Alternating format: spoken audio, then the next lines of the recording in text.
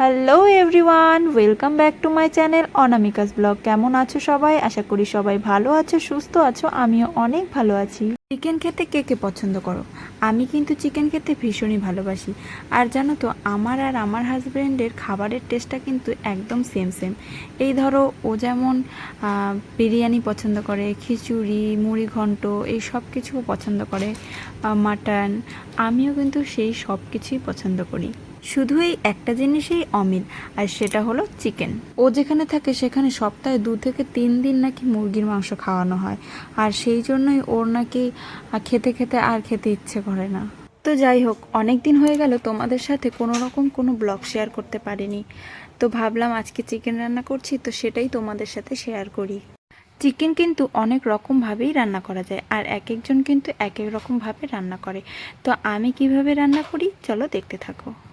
প্রথমেই দেখো, আলুগুলো আমি ভেজে নিয়েছি, আর তারপর সেই তেলের মধ্যেই 2টো শুকনো লঙ্কা, গোটা গরম মশলা আর জিরে ফোড়ন দিয়ে দিয়েছি। তারপর লঙ্কা আর পেঁয়াজ কুচি দিয়ে সেগুলোকে ভালো করে ভেজে নেব।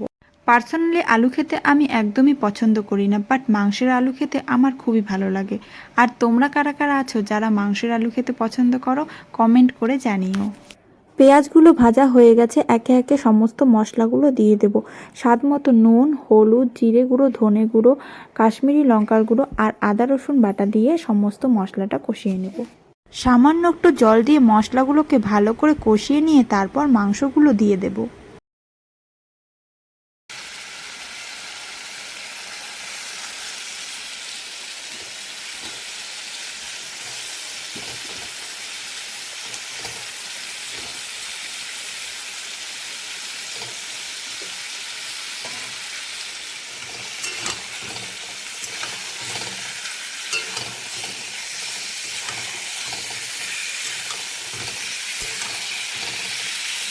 তো বন্ধুরা, সামনেই পুজো চলে এসেছে, আর বাঙালির শ্রেষ্ঠ উৎসব কিন্তু দুর্গাপুজো।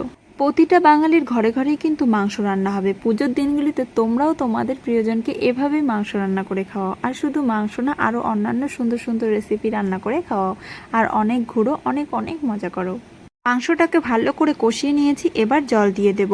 আর তোমাদের সাথে কথা বলতে বলতে আমার রান্না কিন্তু অলমোস্ট ডান। এরপর জলটা শুকিয়ে গেলে আমি সামান্য গরম মশলার গুঁড়ো দিয়ে মাংসটাকে নামিয়ে নেব। আর তোমরা কারা কারা খাবে প্লিজ চলে এসো, আমি কিন্তু নামানোর সাথে সাথেই বাটি নিয়ে বসে পড়ব। ভিডিওটা যদি তোমাদের ভালো লাগে তাহলে একটা কিন্তু লাইক, কমেন্ট আর শেয়ার করে দিও। বন্ধুরা, মাংসের কালারটা জাস্ট দেখো। ক্যামেরা তো হয়তো ঠিকঠাক বোঝা যাচ্ছে না, বাট সামনাসামনি কিন্তু একদম ঠিকঠাক ছিল। তো আমার রান্না তোমাদের কেমন লাগলো অবশ্যই কমেন্ট করে জানিও। আর আমি কিন্তু লোভ সামলাতে না পেরে বাটি নিয়ে বসেই পড়েছি। তো আজকের ভিডিওটা এই পর্যন্তই, দেখা হচ্ছে নেক্সট কোনো ভিডিওতে।